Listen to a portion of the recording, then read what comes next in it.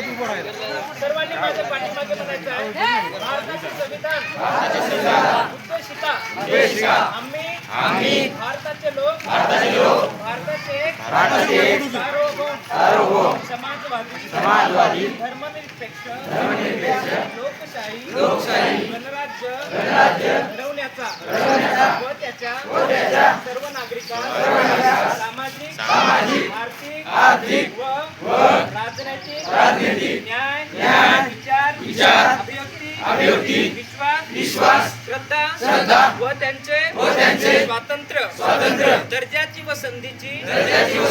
समानता निश्चितपणे प्राप्त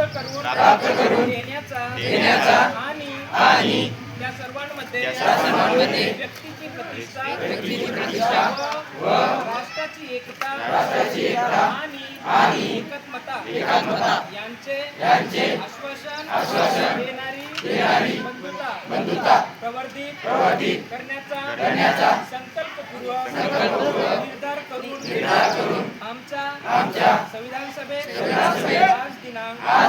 19 नोव्हेंबर 1949 रोजी याद्वारे हे संविधान अंगीकृत आणि अधिनियमित करून स्वतःप्रत अर्पण करीत आहोत.